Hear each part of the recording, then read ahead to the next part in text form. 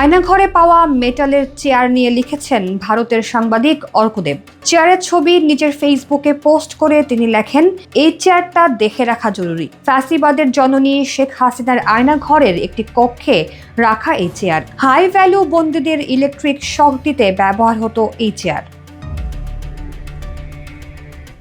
12 ফেব্রুয়ারি দেশ বিদেশের গণমাধ্যমের প্রতিনিধি ও ভুক্তভোগীদের পরিবারের সদস্যদের নিয়ে আয়নাঘর পরিদর্শন করেন অন্তর্বর্তীকালীন সরকারের প্রধান উপদেষ্টা অধ্যাপক ডক্টর মোহাম্মদ ইউনূস। এ সময় প্রধান উপদেষ্টার সঙ্গী হয়েছিলেন ভারতীয় সাংবাদিকরাও। তাদের মধ্যে একজন এই অর্কদেব।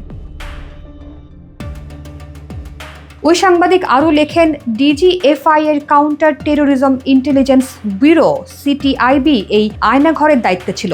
সারাক্ষণ এক্সস্ট ফ্যান চলতো এই ঘরগুলিতে। ফ্যান বন্ধ হলেই কান্না আর গোঙানির শব্দ শুনতে পাওয়া যেত। আর কিছুক্ষণ, আজ থেকে গোটা বিশ্ব আয়নাঘরের সব ছবি দেখবে।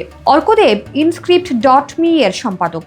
এর আগে তিনি আনন্দবাজার ও নিউজ 18 সংবাদ মাধ্যমে কাজ করেছেন।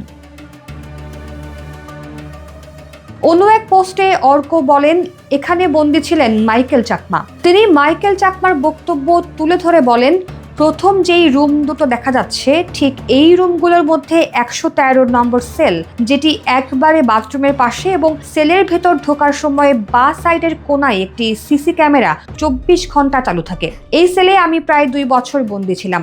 একই লাইনের 117 নম্বর রুমে ছিলাম প্রায় 1.5 বছরের একটু বেশি। নিচের রুমগুলোর মধ্যে 104 নম্বর রুমে ছিলাম 1 বছরের কাছাকাছি। 104 এর পরে 105 নম্বর সেল, এরপরে টয়লেট, বাথরুম ও চুল কাটার সেল। চুল কাটার সেল নম্বর 106। এছাড়া আরো অনেক রুমে আমাকে রাখা হয়। পুরো দেশ জুড়ে 700 থেকে 800 আয়নাঘর থাকতে পারে বলে ধারণা করা হচ্ছে। আর এসব আয়নাঘরে নিয়ে যে নির্যাতন করা হতো বছরের পর বছর।